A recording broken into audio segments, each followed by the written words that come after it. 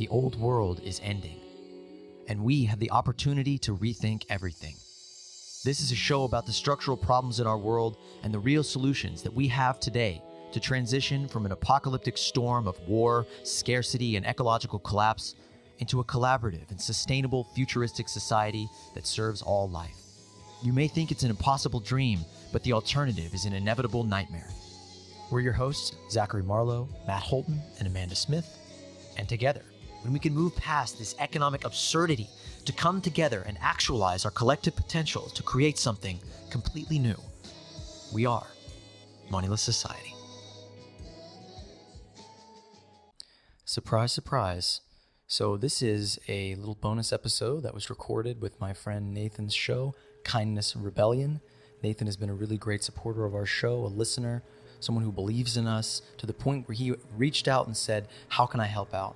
Like many others who have reached out to us to become volunteers, to join the Moneyless Society and work together to build the transition to the world that we would all so badly want to live in. I just want to stop you here and say, if you're listening on YouTube, subscribe, like, comment, share, all that shit. Share our shows, tell your friends, and help us prepare for the next season, which we want to go off with a bang. I can't wait to get this out to you. I can't wait to show you all the things that we've been working on, all the reasons we haven't been able to get this show out, because I'll tell you, we've been busy. This episode is bringing things down to a more personal level. It's just me and Nathan, and it's talking about how we can embody this structural systemic awareness in our daily lives, the space where we live, not in the hypothetical world tomorrow, but how we treat other people in the here and now as a revolutionary act of kindness. So without further ado, I'm going to release this conversation mostly raw with all the ums and ahs and starts and stops, because we have so much work to do. Enjoy. We're currently recording, so everything's good on my end. How's everything looking on your end? It looks good. I'm stuck in this material form, this body. Can't really do anything about that. You gotta deal the hand you're given, right? We'll find a way once we reach the singularity or something. Yeah, we'll be able to upload our bodies our consciousnesses into the new Samsung Galaxy S69. Won't it be amazing? It'll have such fast processing. All right, let's go ahead. 5, 4.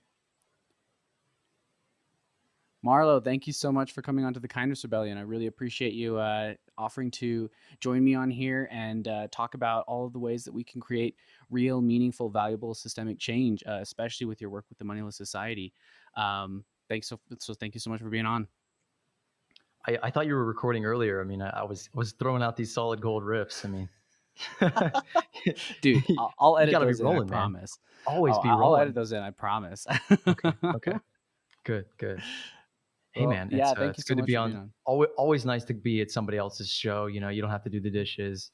You don't have to. It's like going to your friend's house. It's exciting. It's like a change of pace, a change of scenery. I'm actually in a friend's house right now. So I'm in a building. I'm not like recording in some random ass place where I usually am. It's funny. I recorded like every episode of the first season of Moneyless Society pretty much in a shed, basically, in my friend's backyard where I was living in Brooklyn. Oh, wow. Nice. That's amazing, man. It's really cool to kind of see your nomadic lifestyle that you've been living. It's something that I kind of look at very fondly, and I think I can speak for a lot of people when it really feels like it's sort of like, I don't know, it seems so out of reach, only in terms of like just getting the will to just fucking do it, to actually just drop the 9 to 5 that we know is just crushing our spirit, to just actually go out and live that life. I'd love to kind of start right there. How did you kind of how did you become radicalized, I guess, or how did you start waking up and seeing these new points of view in such a powerful way that it like caused you to actually make the changes that you've made in your life and just go on this nomadic journey where you're just all over the place? I'd love to hear about that. Well, it's not really like any one thing that happened to me. It's not like I got thrown into a vat of radical ideology. It's like I've never really been blessed with a normal human existence, I guess. I mean, there's no normal human existence. There's no factory setting on humanity. Mhm, We are just mind numbingly or mind blowingly variable. I mean, mhm, we're changing all the time, and we are like you know uh, biologically wired to be nomadic, to adapt to our environment, because mhm, we know, like, as from an evolutionary standpoint, that like we're going to be born into a completely different environment potentially than even one generation prior. So we're born like you know completely half formed. We're not born like a deer already walking around. We're like mhm. completely blank, because we have to take in our surroundings and adapt to them, because they could be totally different. Yeah. I never really had a normal life. I mean, I had a normal childhood. Actually, I had a too normal childhood.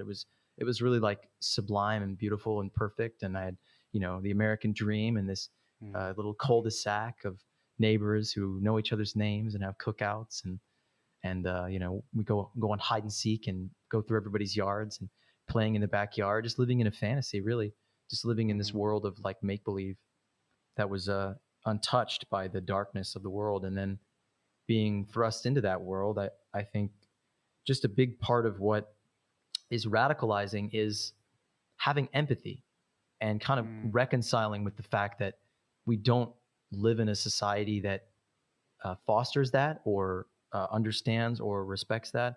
And then in nearly every way is sort of designed against that, is designed to make us focus on ourselves and tune out the experiences of other people's, the lives of others.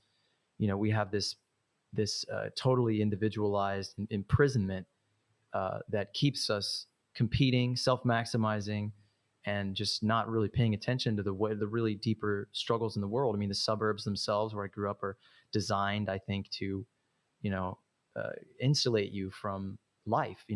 They're so mhm. structured, and they're so Yeah. sort of physically walled off that you don't really see this unpredictability. You don't really see what's Yeah. going on. So I was medicated from a very young age. I was too rambunctious in school, not really like getting into fights or anything, just like being curious and drawing constantly, and like just being really active. And like I couldn't focus on the lesson plan. I would generally Mhm, like pick up the content pretty quickly, kind of ambiently, or just understand it intuitively, and then I would get bored and I would ask questions and I'd go off track. And this was a bad problem for teachers in an mhm, industrialized school system. So I was medicated at a very young age, like 10 years old, maybe even earlier, mhm. on like Ritalin, which is Jeez. like It's meth, essentially like basically. speed. Yeah. Yeah, For it's kids though, trucker right? speed for kids. For kids.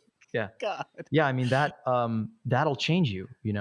I can't Yeah. fathom the kind of person that I would have been otherwise. I mean, Mhm, I have two brothers that I would guess you would consider radical as well. They live on farms, mhm. or my brother lives in his truck, and he's like some kind of anarchist mechanic or something.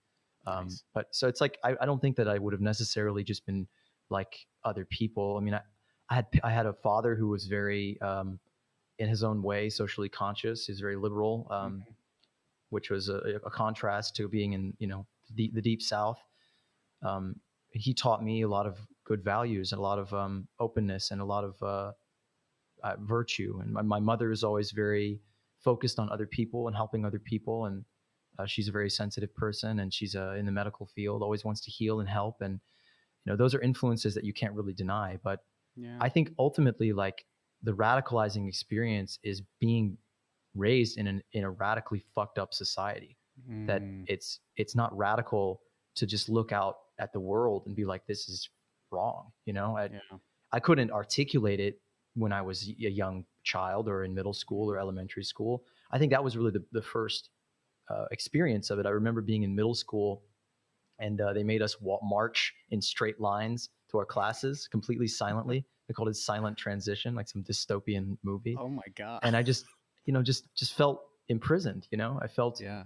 I felt alien in my own world, in my own body, in my own life. I was immensely unpopular. I just basically didn't exist, and I was Mm, just never privy to society. I was never really invited into normality. So I've always had an other experience, an experience of Mm. otherness, a vantage that is um, far enough away from polite society or what is accepted and Or normal and normality or whatever. normality that Hmm. I've seen things differently, and Yeah. that's radicalizing. I mean, from it's a long story. I mean, we've covered it in a few of our shows, like our little Hmm. origin story episode. But Yeah. like being very sensitive and being thrust into an insensitive world, and trying to self medicate with alcohol and drugs, and Mm. chasing girls, and like flights of fancy and poetry, and this learning. Like, I did eventually find friends, discover I have a voice and talents, and Hmm. you know uh, social skills, and just I had this period of like darkness, this Yeah. period of like, there was a moment in my life where I like my foolish optimism was bothering people or something, that I was very Mm. loud and bright, and like people, I had this kind of awakening of like, if I'm going to put my heart out for people and they're going to hate me, I'm going to give you something to hate. Yeah. So I was like, internalizing the hatred of society into myself, and Mm.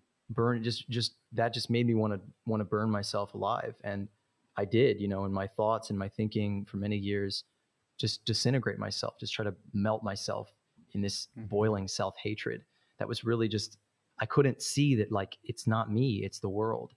I mean, it Wow. is me, because we're all an innermost reflection of the world, that Hmm. we are a reaction to our surroundings, that we are our surroundings, we are our environments. And Yeah. you know um, it's very difficult to, I don't know, to not fit into a society, and want to so badly, and just be Hmm. rejected. that Yeah. that that experience of alienation is profound, and Yeah. I think that's kind of the greatest uh, radicalizing force, is just being abnormal, just being different, Yeah. and not being celebrated for that in any way, being rejected. And Hmm. that's the greatest gift that I've ever had. Is It's sorry. Go Go on. ahead. No, I was going to say that's the greatest gift that I've ever had, is not being accepted, is being Hmm. forced to reconcile with these problems in society, and these maladjustments, and to be able to basically just never adapt to this world at all, and never accept that this is what life should be in any Hmm. way.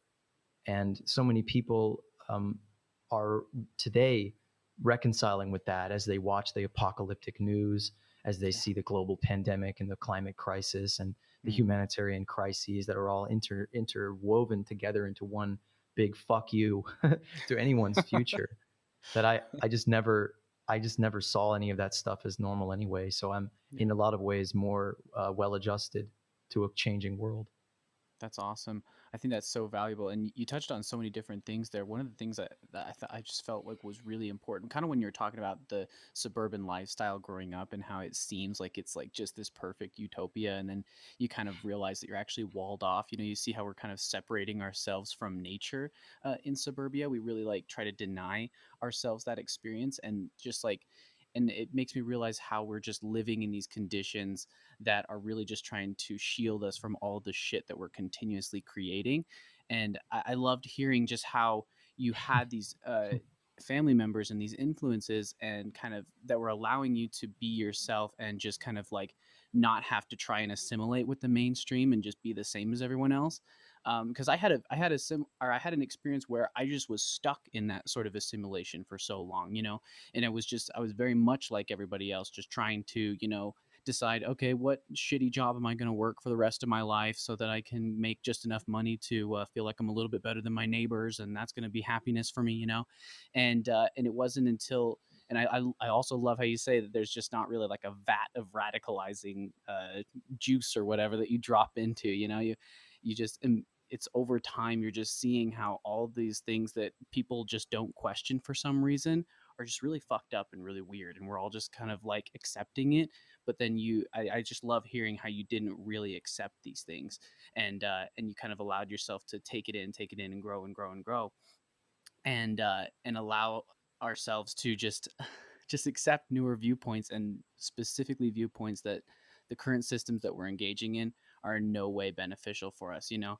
Like, not only are we just seeing all these disasters coming our way, right? The climate crisis, the debt crisis, nuclear war, all that good stuff, but I also think a lot about like the mental health of these people, of everybody, and myself included, you know, and even like you said, where you went through this dark period, like I feel like that's not, and you had to realize that it was not just you, that it was the like the system acting itself upon you, because that's just becoming more and more and more common. We're just seeing a society of sick people. So I'm really happy that you kind of took us through that journey there, because I I can definitely see how you had this unique mindset that allowed you to break the mold, and then in the same way you're being affected by all the same shit that a lot of us are going through, and you just didn't assimilate and let yourself like become swallowed by that, I guess.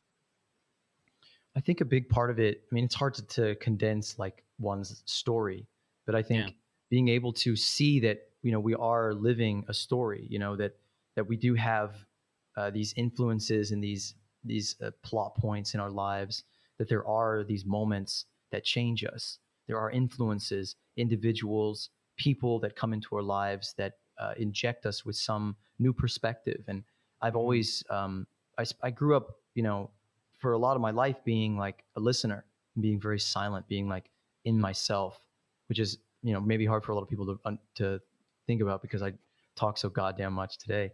But I just spent like years of my life talking to no one, almost, completely silent, and just being able to like, I don't know, I just, when I did start having friends, I would really see them kind of as like an extension of myself, and to not confine your own personal sense of success or fulfillment or self-expression to you as an individual, or even just you with like me and my family and my little friends and my Mhm. partner, and this individualized experience. I think that my own story, the things that I feel, the things that I speak, the things that I have come to know, I learned through other people. I didn't learn through me. I you know Mhm.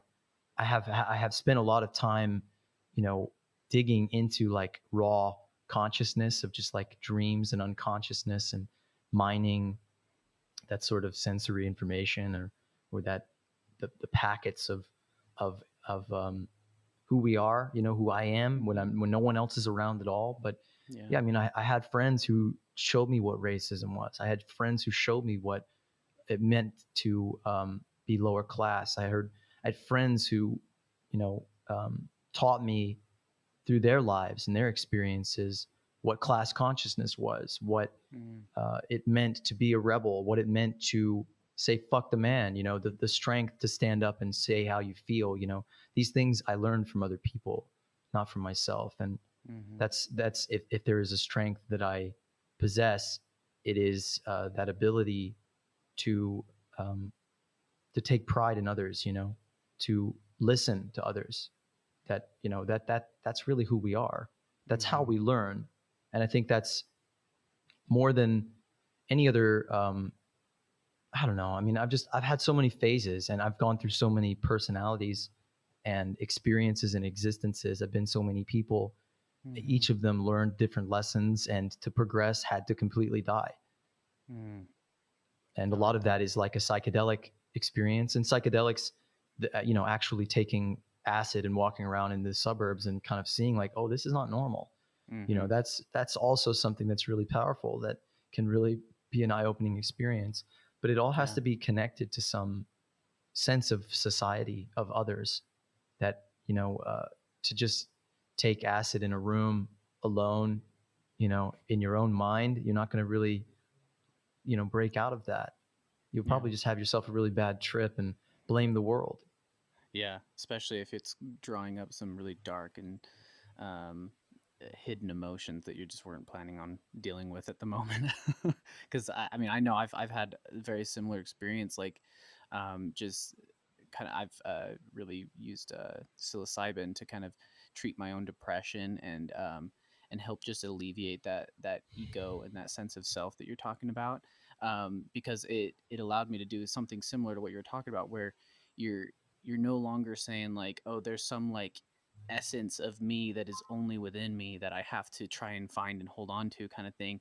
It was more like this ego or this sense of self that I've created is really just reflections of everyone. And so it's just the parts that I'm like picking and choosing based on what I feel I like or whatever. And that those don't need to define me or hold me back or anything, that you can just shackle them off. And it's such an important feeling. And honestly, I really attribute psychedelics and psilocybin specifically to my so-called individual or spiritual awakening, if you can even call me awakened in any sense of the way. But like it did just like, at least it mobilized me for this need for change. And it's what I actually attribute like this podcast to, is based on my experiences through there, because I just kind of felt this very deep sense of unity and love and togetherness that I just felt like needed to be brought into the world.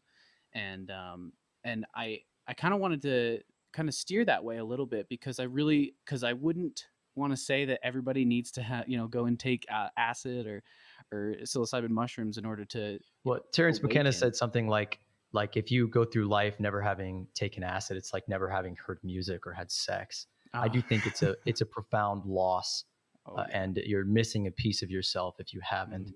I Yeah. don't understand how anybody could really go through life without experiencing that, or like living in fear of their own consciousness. It's pathetic to Yeah. me. Yeah. It's That tragic. makes sense. Yeah, it is. And Sorry, he also said it was go like ahead. their birthright, right? I think so. Yeah. Mhm. His theory goes deeper into like the almost like codependency that Mm. humans evolved with these substances, and I think there's a lot of truth to that. That Oh, we have definitely. evolved with plants, and Mhm. we've evolved with dogs. We've evolved with Mhm. other species, other animals in the animal kingdom. We are not independent of ourselves. But sorry, Mhm. I kind of steered you away. You were saying you were trying to steer the No, conversation to that's something. great. I love that, because the whole interdependence of the, that evolution is very important. And I do want to second that, what Terrence McKenna said, because honestly it is such a very valuable experience and people really should experience it. And I love how you said it's like traversing their consciousness. It's about diving deeper into that, and that's definitely something that we need to do. And I think it's going to be a big part of awakening. But I think what I'm really interested in talking to you about, because I love your work with the Moneyless Society. I love your action for change and your action for systems change, because for one thing, I do see the Moneyless Society as a viable alternative to capitalism, and specifically a resource-based economy.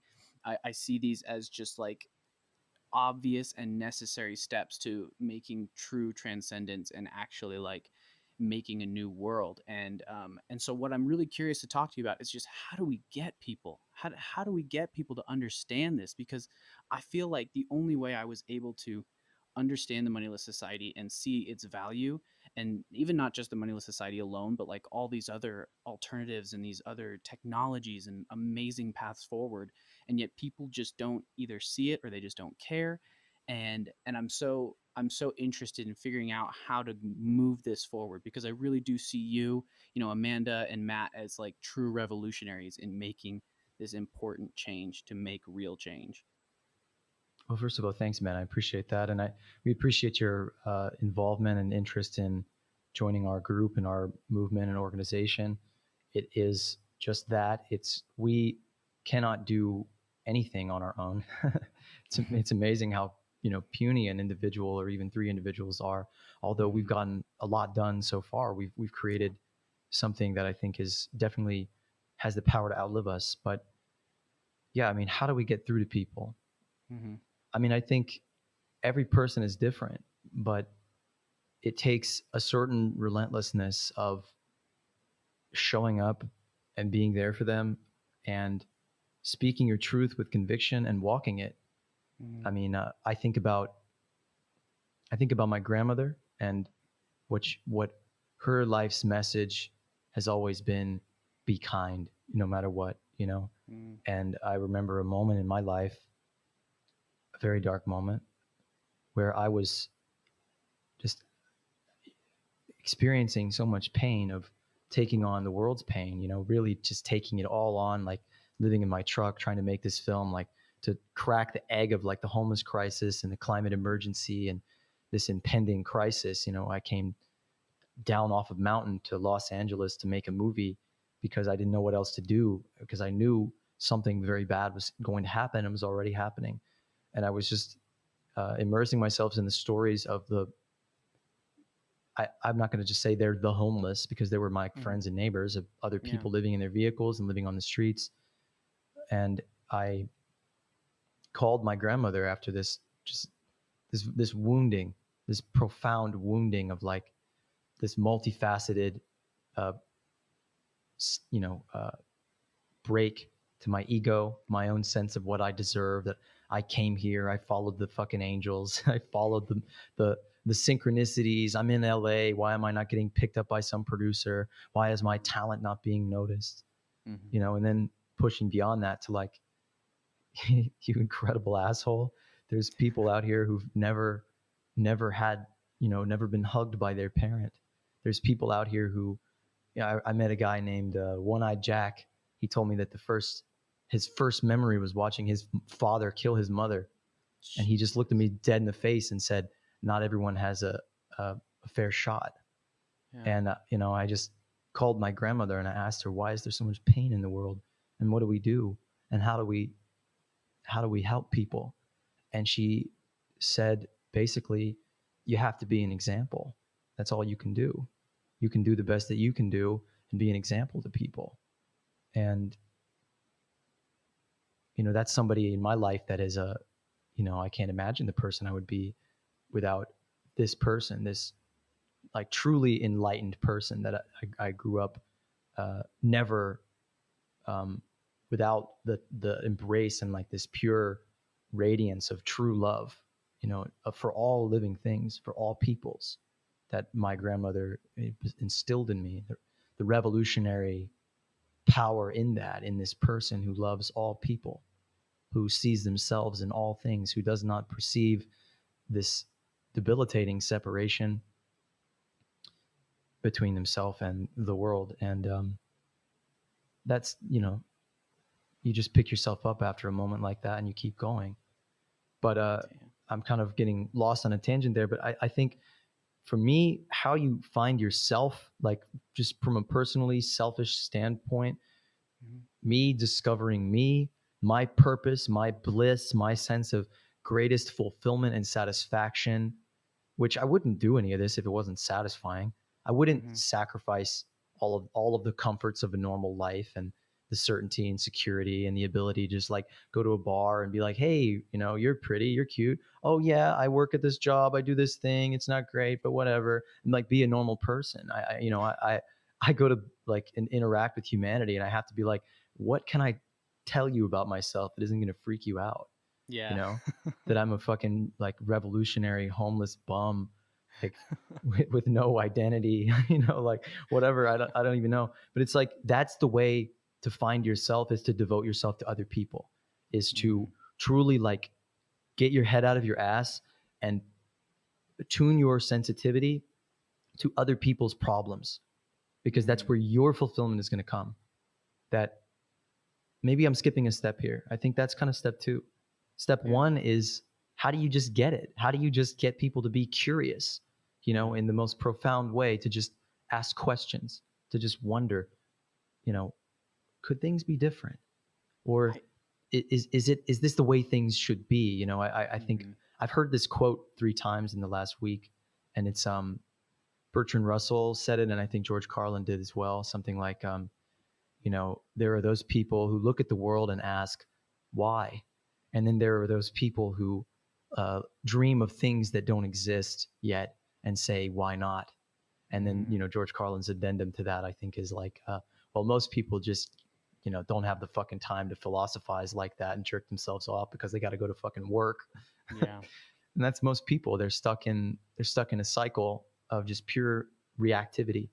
They don't have Mhm. time to see things as they were. When you were talking about people who don't get it, it's funny, the person that came to mind was like this radical communist person, and she just posts constantly all of the atrocities that are going on, all of the horrors, the drone strikes, the murders, you know and they just immerse themselves in what's wrong with the world. And this is a person that in many ways gets it, gets Mhm. that the American empire is not out there doing good in the world, that that What? the politics of our time is a fucking charade, a puppet show whose hand is up all of our asses reaching for our heart and soul.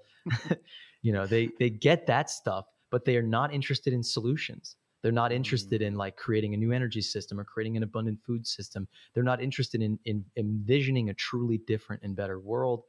They yeah. are sort of still stuck in this vision of the past of like, oh, once we kill the baddies, then things will get better. We'll make them better because we, the Yeah. people, we, the working class, will figure that out. I But in think. in the end, it would just be like the same thing. We just end up regurgitating it. But yeah, sorry, go on. Well, I don't. I mean, I don't want to monopolize the conversation. I mean, Hmm. we're here to discuss, right? We're here to, Yeah. So I did want to because touch on like you that's just gonna really say covered it. that's a question that Sorry about that. no one has the answer to. Mm, Nobody. There's no pamphlet to like break it down to like, oh, you take the Eucharist and you accept that fucking Jacques Fresco died for your sins. There's none of that shit's. There is no fucking. There is no party platform. There is mm-hmm. no I can't think of the name of the little steps in the Catholic Church that you have to take. There's no like Oh. sales pitch. There's no Mm-hmm. like there's no telemarketing script. Like we have to fucking wing it with every single person we talk to and meet them exactly where they are and help Yeah. to push them further. I like that. And I think you also touched on it when you were talking about the experiences with your grandma. Like, it sounds like because she had given you this this deep connection and this really meaningful lesson of just like care about people and do your best. Like, I think I mean that's what I feel like the answer is. With the kindness rebellion, it's just about giving yourself the opportunity to empathize with other people and value other people for who they are and what they are, I guess. And then like you said, that step two of just like loving that interaction and that connection so much that you actually move to start making action and actually start making impact in people's lives. Because uh it's just like that person you're talking about that's online, where yeah, you can empathize with the plight of people across the world, and it's important to do so. But if that's all you're doing, then you're just going to be stuck in a loop of like cynicism and pain.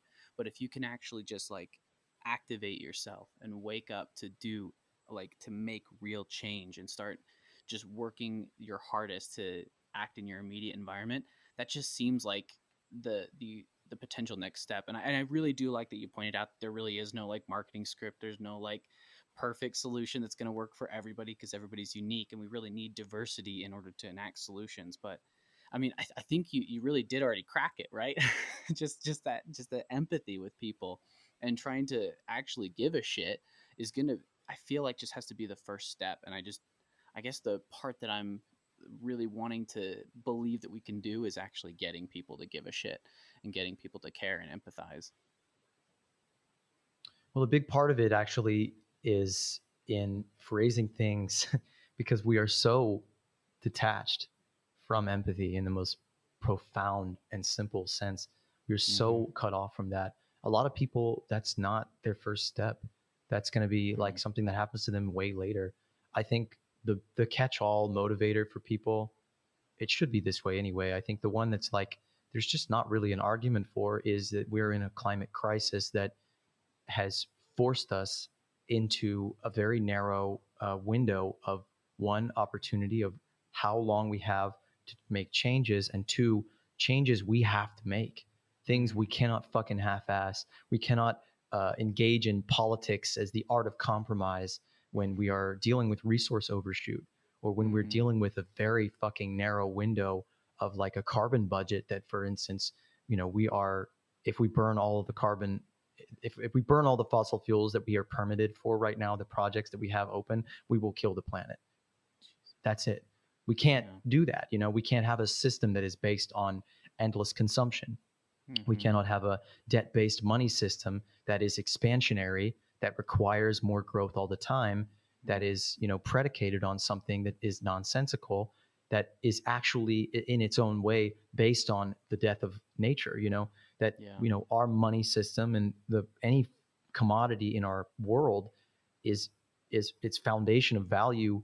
It's like it's not just labor that creates value, it's fucking earth. it's nature, Mm. it's resources, it's Yeah. an ecosystem that is destroyed to make this product or to make this Mm-hmm. service or to do this thing that we cannot um, wiggle through that with any allow. There's no allowable tolerance of ecocide, of eco Mm. genocide. Yeah. That we have been forced. Not it's like the many worlds are possible, and I do think that the future that is an actual viable option for us is in many groups of people coming together and creating their own microtopia, their own Mm-hmm. small little sustainable communities that are networked together, that are in communication, that are interdependent, that are not just self sufficient, but that can meet the majority of their needs alone on their own terms on a localized, Mm. communalized basis. Yeah. And the Murray Bookchin talked about this a lot in his term as confederation. And he actually phrased this in terms of like the American Revolution, that this was in a way the dream of America, that America, that revolutionary conversation was sort of started. I'm remembering, I recorded this speech of his today. I'll post it at some point, but he said at the end, like, that people change unconsciously before they change consciously. So that, Mm. you can ask the average person, hey, how do you think about money? They'll be like, yeah, we need money. What do you think about work? They're like, yeah, if people don't work, they'll be lazy. What do you think Mm-hmm. about climate change? Oh, yeah, it's probably it's probably a bad thing, but we can't really do anything about it, or we'll Mm-hmm. figure it out. They say these things, they run through the script. They do have a telemarketing script of what their ideology has basically, packed into their answers. It's fed their Mm-hmm. answers. What do you think about the conflict in Ukraine? Oh, Putin's a war criminal. They have lines for all of these things. You know, Mm-hmm. there's not a nuance. They're not actually questioning generally on an issue to issue, on a moment to moment, on a reality to reality basis what is going on. Mm-hmm. But there's an interesting thing that happens when you have these conversations with people that you think go nowhere. That every time you plant a seed, you know, every time you are, you can't unsee certain things. You can't, Mm-hmm. you know, uh, unknow certain things, especially about yourself and your relationship to other people or to your environment. Like I had this breakthrough with my mom a couple of weeks ago because I got into all these conflicts with my family. I was staying with them over the holidays, and there was this moment where I was like, we're killing the planet. And she's like, no, we're not. And I just looked around and picked up all the objects around me. And I was like, where does this come from? Where does this come from? What is this made of? Where does this fucking come from? How did this get here? Where did it Yeah. come from? And I could see it just clicked. Like she was like, oh shit. Mm-hmm. That people just don't think about where this stuff they have comes from. Mm. And little things like that, even if that person isn't going to come out the next day on Facebook and post, hey, you guys, everything we've ever been taught is a fucking lie, unconsciously, they've been primed. Mm-hmm. And when more people come out and voice these ideas, and when Mm-hmm. people do it publicly and courageously and articulately, those people will change their minds. There will come a day where, and it'll be frustrating for some people who are prideful, that these people will say, oh, I always thought that, I Yeah. always felt that way. you know Fuck it, bring them on. Who cares? Like, we need people to get it. We don't need to be the ones that make them get it. Mm-hmm.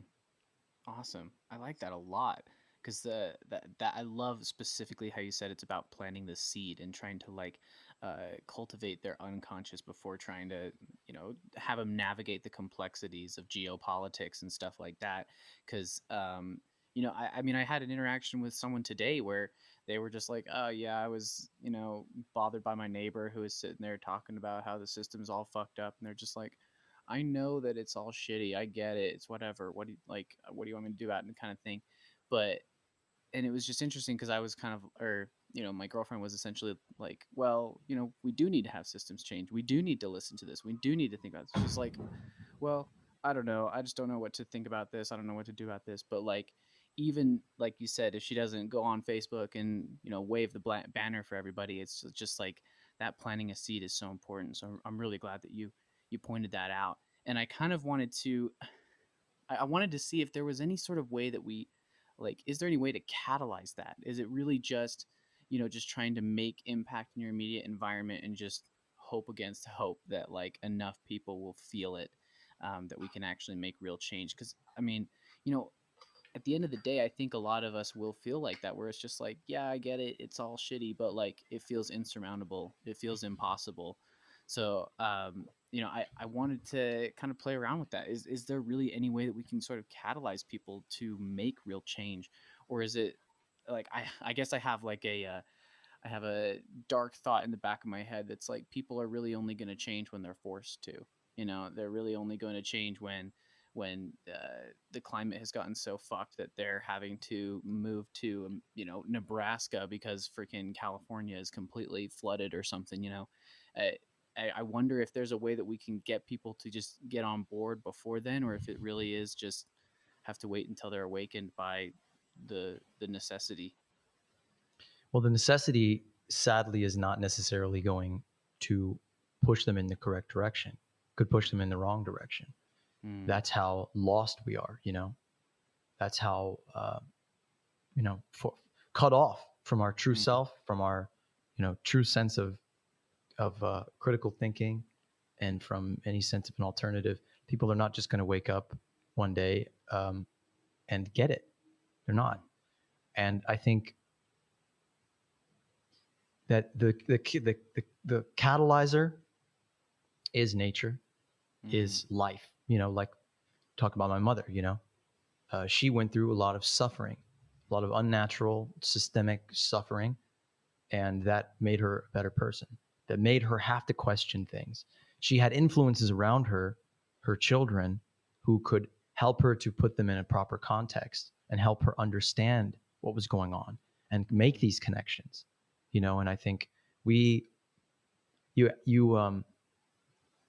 asked me to do this episode, and you kind of said the first phrase is this kind of like basically like individual spiritual personal change versus collective change. And mm, I think right now, like, yes, I agree that collective change is really the only way to catalyze that. And I think that the environmental uh, philosophy that people like Jacques Fresco articulate so well, that you change people by changing their environment, and that mass groups of people are not going to change unless we change the environment, the social mm, environment, the cultural environment, the atmosphere of competition, all of these things, the material circumstances of their lives.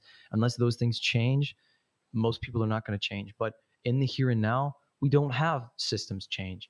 And even as we are trying to create our own systems, our own communities, our own networks, our own infrastructure of any kind, we are in this world. We are in here right now, and uh, we are all we have. We have to be that element of change. We don't have the luxury to wait for somebody's house to fucking burn down to be like, hey, so told you so. Here's my pamphlet. Here's my podcast. Like, fuck that. We have to really show up for people. And a yeah. lot of a lot of it means, this is hard for a lot of people that I know, a lot of activists to get, that like it does require a kind of compromise and a kind of non-judgment of accepting people where they are. And Mm, Paulo Freire's book of Pedagogy of the Oppressed talks about this a lot, that revolutionaries have all through history failed to revolutionize people because they approach them through their worldview, through their mm, view of reality, that they use their language. You talk about fucking dialectical materialism and structural fucking feedback loops, and mhm, the endogenous fucking corruption inherent to the system structure.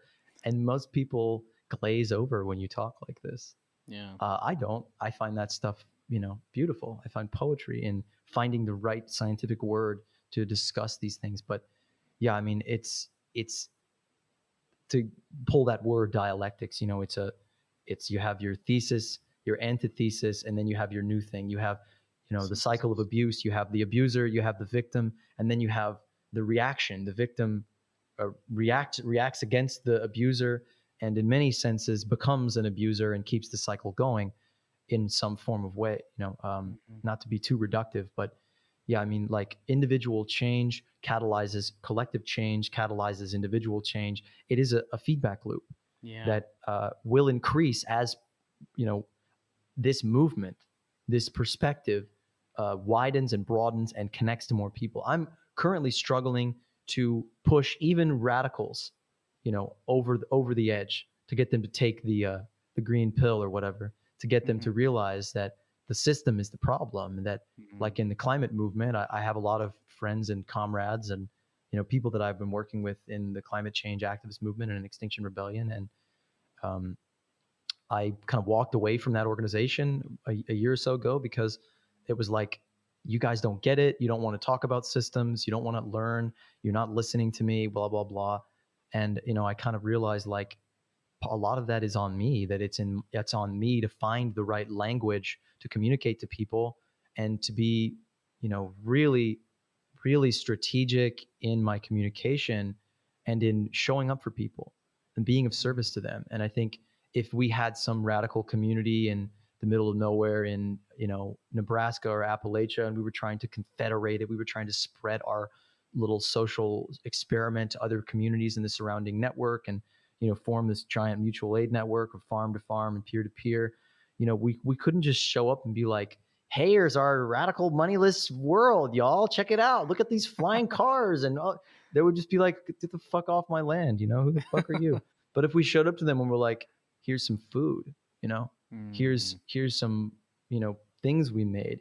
Here's some techniques. Here's some knowledge and information. Here's an open source blueprint for a tractor that you can create, or a machine that will aid in the planting process. Then they're listening. Then they're like, Mm. okay, who are you? What is this thing you're doing? So it's Yeah. like, we have to. I think a lot of people are fixated on the collective change, that that's Mm-hmm. their only axis of change, and they're dicks. They're Yeah. unhappy, miserable, and ineffective people ultimately, because like that friend, they're obsessed with the darkness. They're obsessed Mm. with the problem more than the solution. And I Yeah. think we need to know both. But if we're not actively cultivating a sense of love for ourselves and for all humanity, even the most wretched among us, even the people pulling the triggers or signing the orders to, turn a whole village into nothing. We have to love these people and understand that they are problems, or they are results of a system. They did not just choose to be that way. No one would. No Mm-hmm. human, no sane person, no well person would interpret information that the scientific consensus of the planet says, if you keep doing this, I'm talking about a fossil fuel executive or something, if you keep Mm-hmm. signing these orders and participating in this process, you will kill all of our children.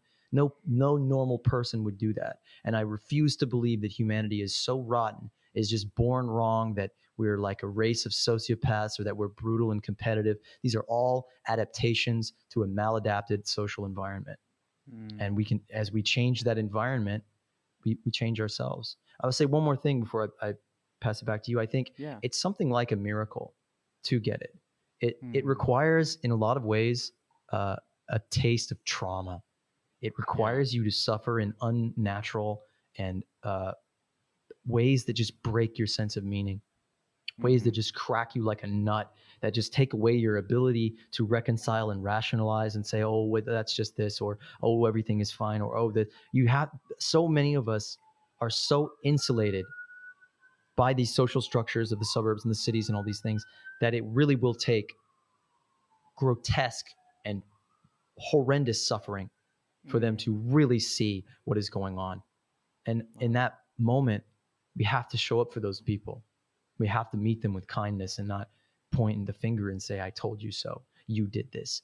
Fuck you. Yeah. We have to tell them the three things that a wise person told me to say when one of my relationships was broken, which was, I, I forgive you. I'm sorry. And I love you. Ultimately, that Mm. we need to hold people to this higher standard of where we can all go. And it sadly starts with ourselves. A lot of people who obsess over the death and destruction in the world, and don't really see like a loving transition, a revolution, a true revolution of breaking that cycle, not just continuing it. They can't imagine it because they can't imagine breaking their own cycle. They can't Yeah. imagine breaking their own abusiveness, their Mm-hmm. own desire to get even on the people that hurt them. Because sadly, to be radical, most of us have to be hurt very badly. Which makes sense. I mean, it kind of makes me think of what I was saying earlier, where in order to make certain changes, you really do have to be forced to. And I think that taste of trauma is really necessary. We really try to avoid any sort of pain or trauma, but those moments, the most like I would say traumatic moments in my life, have been the most meaningful because they allow me to reshape and reorient and push myself in a new way that's actually just made all the difference. And there's so many things in that I love that you talked about. Specifically, I love the idea that when we think of like systems change or we think about revolution, just making a better world, it can't really be either or in terms of individual change versus social change. Specifically, I love that you pointed out that like in order to just change other people's mind, you do have to change their situation, their material situation. But in the same vein, that can only happen if we improve ourselves and then seek to improve the world. And then there's that feedback loop that you're talking about. So it's always just going to be both this synthesis, and I love that so much. And then another thing that I just wanted to point on what you were talking about there is the idea that we need to stop trying to point blame as some sort of solution, or just trying to say like, yeah, this person, this executive, these are the ones we've got to chop their heads off, and then everything's going to be better all of a sudden. And otherwise it's because it's really just going to be founding any new system, any new world on that violence, because that's really what the kindness rebellion is supposed to be, right? It's rejecting tyranny and oppression through understanding, love, and kindness. It's about trying to transcend all of this generational pain and all this generational trauma so that we can actually offer kindness, offer cooperation and unification in order to improve the state of the world, in order to improve ourselves. And so I feel like you just really nailed that home with that description of trying to understand people, trying to understand how the system affects them. Because, like you said, this system, we're not just. I agree. I hate when people say that humans are just terrible beings that are just selfish and just want to kill, eat, and fuck everything kind of thing. And I I really do. see. That's me. Oh yeah. Yeah. Bring it Like on. obviously we have drives and desires, but like, All you can fuck, kill, and snort buffet. Send me there. Bring me dude, there in that a big fucking diesel gas guzzling dually truck. I'm on my way. okay, that is a very lucrative business, and we will talk about that after the podcast because we're gonna get that off the ground. We got so many investors lined up for that. But like, it's just amazing to me that people don't realize that our current system, our economic system of capitalism, actively feeds the things that they say that is embedded in humanity. It actively Wait, what are feeds you talking about? selfishness. You mean like cow capitalism feeds the planet and it's brought the most people out of poverty, Oh yeah, you right? know what? You know what? It did for in a very arbitrary sense while we're killing ourselves on the planet and making it so that we just hate the conditions that we're living in. But maybe we'll just throw that out the window and say that it's all good Look, now, right? okay, say what you will about capitalism, but like, what would you have to cringe at if it didn't exist? Uh huh. You would You're just right. be sincerely loving everything. You'd be ripped of your. You'd be torn asunder from your precious irony. You fucking millennials. You're so ungrateful. You You know, don't appreciate anything we've done for you. Okay, we gave you the opportunity of a lifetime to live your life like an adventure, to take on the demons and dragons that you always dreamed you would. If without our economic system, you'd have no enemy, you'd have no opposition, and you just be never. solving problems cooperatively. Oh, how fun! Yeah, How that fun sounds that would terrible, be! man. I What do an not want to do adventure! that. I'd much rather live in a constant state of fear and desire and just be trying to, fight everybody and tackle people for resources. But it's just I love that you pointed that out because we really do feed the worst aspects of ourselves, and I think the key to creating individual and systemic change is choosing to feed the things that we actually inherently value, like understanding, kindness, and love. Like you'd be hard pressed to find anybody that doesn't believe that those are that these are the main values of humanity that everybody could rally around.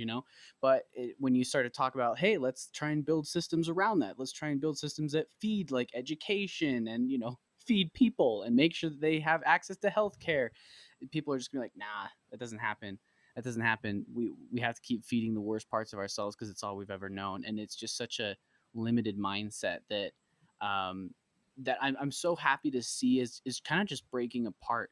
Like the kindness rebellion and moneyless society. These are just like these organizations. We're just picking up on a wave that's really happening because I can kind of complain to you like, oh, people aren't changing fast enough. What do we do? But at the end of the day, like I do really feel this wave picking up and like this energy that's coursing through people where they're just realizing like, hey, this system doesn't work for us.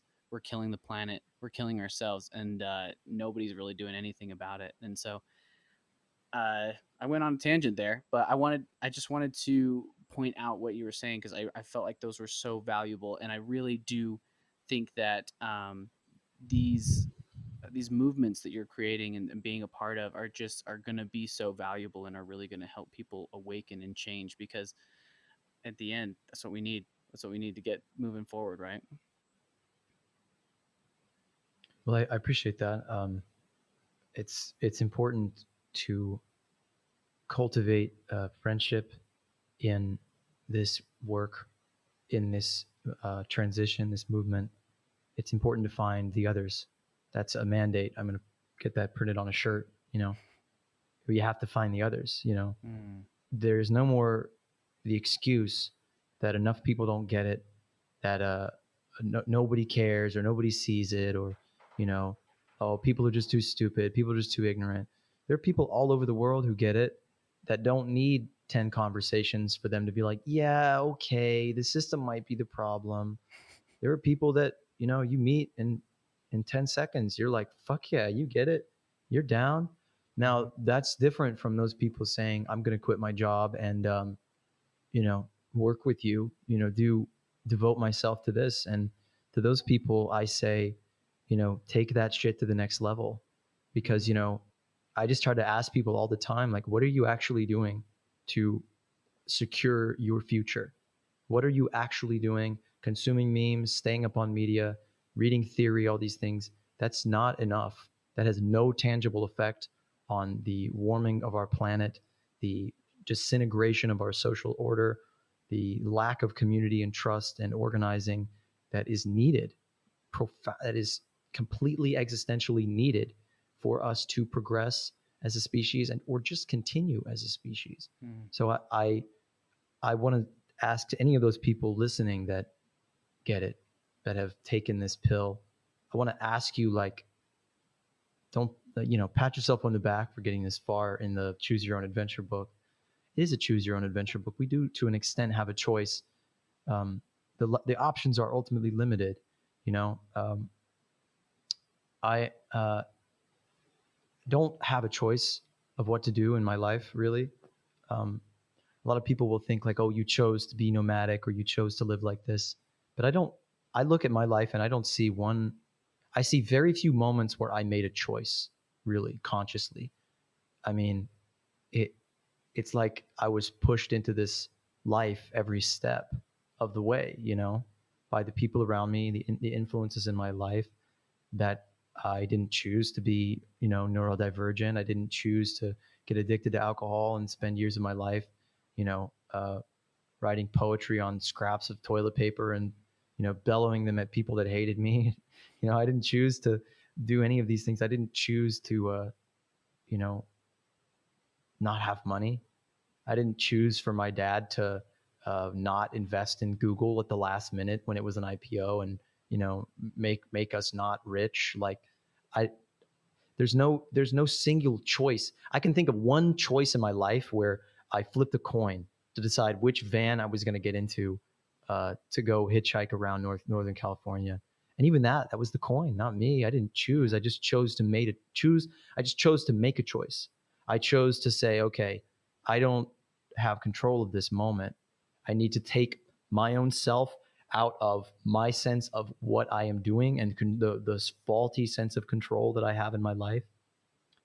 And that's the essence of the Tao, of the Tao Te Ching, that give up control, give up the sense of control, that you think you're in control, that you think you and your human mind can conceive of your own worth and magnitude and purpose, that you can as if like any other creature, we truly have a level of self-awareness, that we can see our role. That, like, Mm-hmm. does a dog know how profoundly needed it is when its owner is stroking its ears at night after they've had just a debilitatingly inhuman day? No, they're just doing they're just living through every moment. And I think that's the same thing for most of us. If all of us, we don't know the integral role that we have in the ecosystem, the social ecosystem, until we throw ourselves out into the unconscious. And so Mm-hmm. the unconscious need to connect with unconsciousness and process things. over long periods of time. They need to really stop thinking, and they need to stop reacting. And the conscious need to do the same thing. They need to thrust themselves into the unknown, and out of the sense of like, oh, here's what I can do, here's what I am, and to really devote yourself 100% to making that inner decision of saying, okay, I have to do something about this. There is no option. What I am doing is not working. And you said at the beginning of this call that you have like, the inner trepidation of like going out onto the open road. And I've seen it so many times that your hometown and your own life, your lifestyle has hooks, and they will keep you from doing what you need to do. I've seen this with addicts. I've seen this with people on the verge of taking, like, say, like ibogaine. Like my friend's son was uh, addicted to a very serious drug, and he was lining up like ibogaine treatment, and he didn't do it. He said no, and it wasn't because he didn't think it would work. It's because he knew it would, and he would have to give up this thing that he had adapted to, this parasite that he had, become codependent on. So I think a lot of people, the radicals, the people who get it, their obstacle is fear. It's fear of taking responsibility for envisioning and creating a whole new world. It's fear of following this thing all the way and essentially ending their life as they know it, which sounds scary, doesn't it? But Yeah. there's a very fine line between anxiety and freedom. If there's no anxiety, there's no freedom.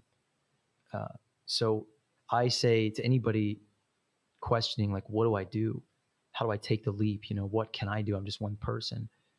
You can shut the fuck up and pay attention to what other people's needs are, and until you find that place where you're like, I can help you. I can do something. I can do something about you. Like my mother, her church hosted this Romanian youth choir, and there were these, orphan children singing songs to raise money for their orphanage back home in this, post-Soviet ravaged poor country. And one of the girls in the choir had this eye that like didn't look straight. One eye Like a she had lazy control eye. of, the other one she didn't. And my mother saw her and said, this flash, she said, I know how to fix that. I know what to do about that. And, she didn't she didn't question it. She like went into action. She like raised the money. She found the surgeon. She found the hospital, and she made it happen.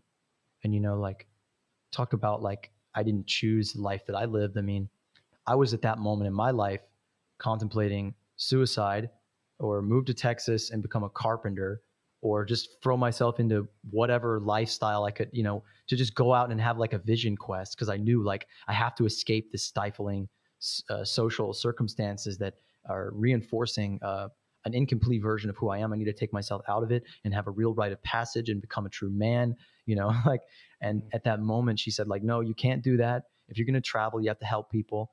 And through just this freak thing, like, she did this thing for these people, and then they emailed her like, how are you doing, like, how's it going, and they said, it's great, we're just looking for a video person to like go with our choir.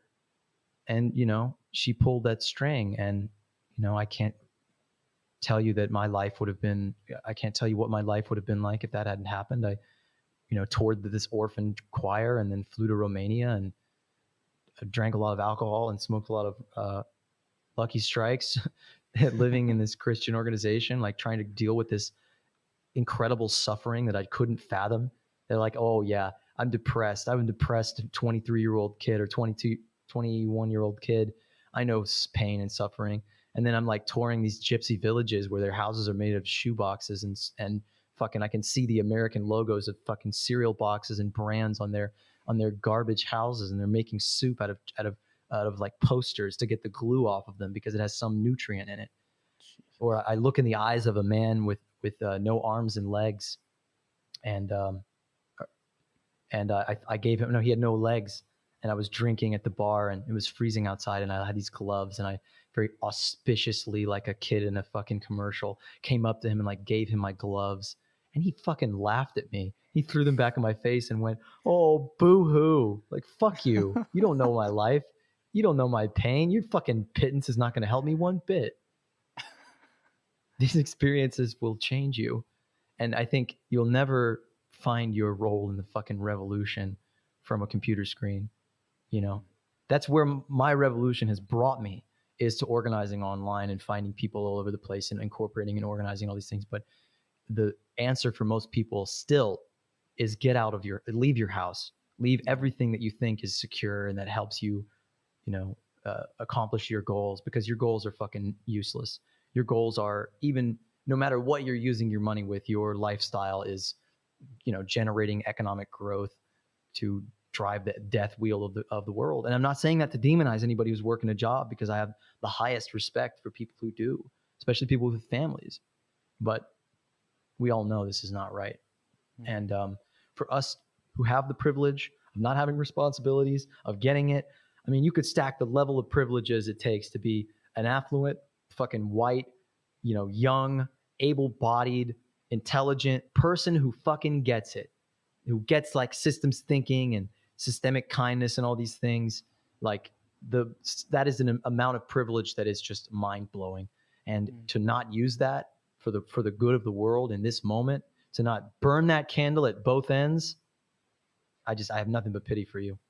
Not you Mm. particularly, but No, I mean it's very relevant to me because I mean this feels like I mean even just my volunteer work with the Moneyless Society, it's been more of a just like an active change in my life where I sort of kept seeing that like there I was just kind of like posting and sharing shit online thinking that that was doing something, and even starting the podcast I've had a lot of reflection there where I'm just like, I know that this isn't necessarily like the most I could be doing, but it is something I enjoy, right? But I just I've been seeing more and more that the most meaningful and the most valuable change is the direct action in other people's lives and the direct influence in other people's lives. Because even just connecting and cooperating with other people, even if it's not, creating our own farm or something that's, all uh, sustaining all the people working on it, but we don't have any money or anything. It's just any genuine connection and cooperation with other people is just building a meaningful foundation in my own life. And so, yeah, I really do think that the main steps that people really can be taking, at least from my point of view, is just kindness and just cooperation and just getting out of this weird alienated shell that we've seen ourselves encapsulated in, because it's not healing us, it's tearing us apart, and it really just needs to be this movement of cooperation and understanding with other people, and like you said, just getting new experiences, just getting yourself out there, getting laughed at by a homeless guy, like you need to have these experiences added into your reality tunnel in order to just start opening up more and more and seeing those opportunities for when you can make change, like you're saying, which I just find so extremely valuable. But sweet. We're probably gonna finish this out here pretty soon. So I really appreciate you coming on to the podcast, Marlo. This has been an awesome time. I will make you come on here very often if possible. I think you're a very valuable voice to have running around in my head.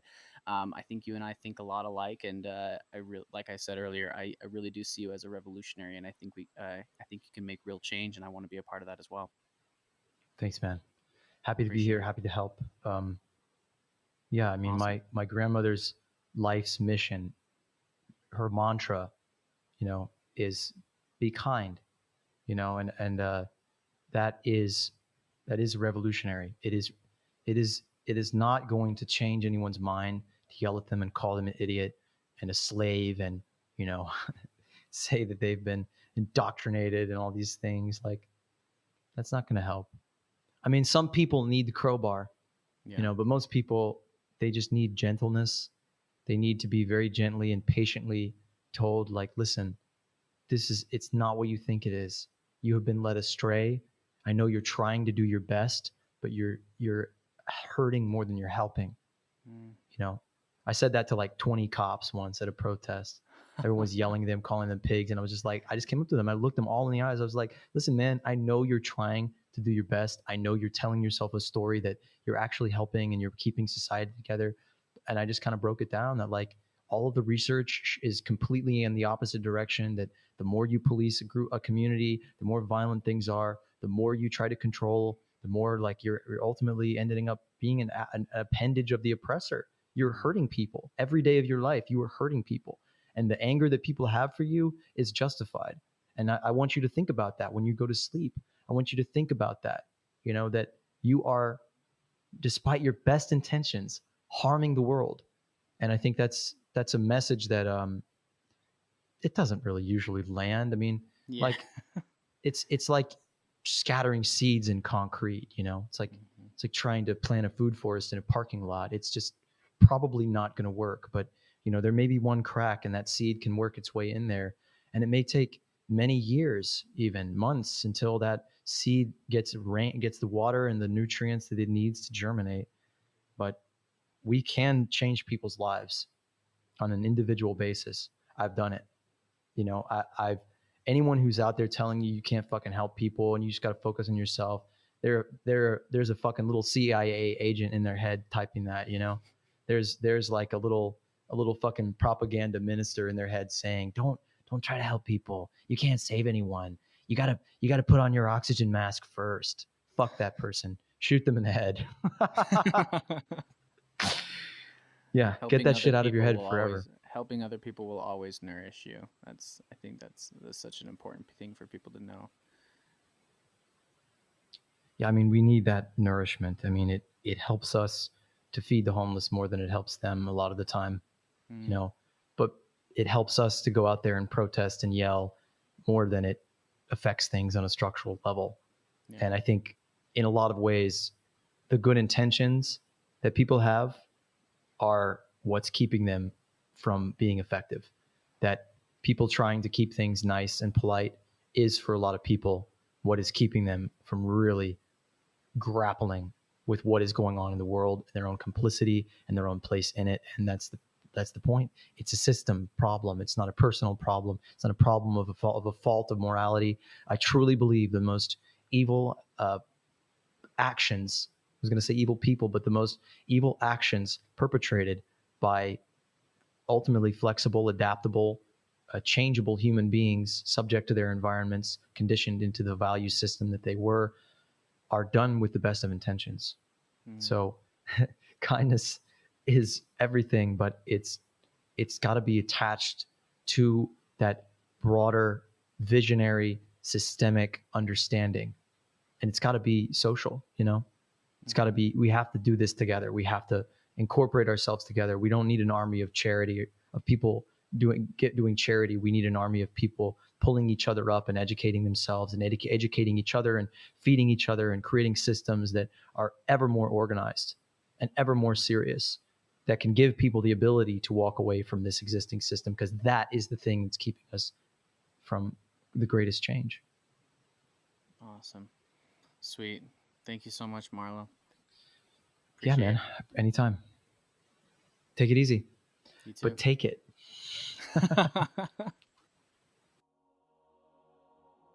So, as you know, Moneyless Society is a listener-supported project. Everything we do is either done for free or done on the donations that people like you that believe in us have instilled. So I just want to personally thank everybody that's helped us get this far, everybody that's supported us, believed in us, gave us a like and a share and a word of affirmation, and to everybody that's reached out and said thank you.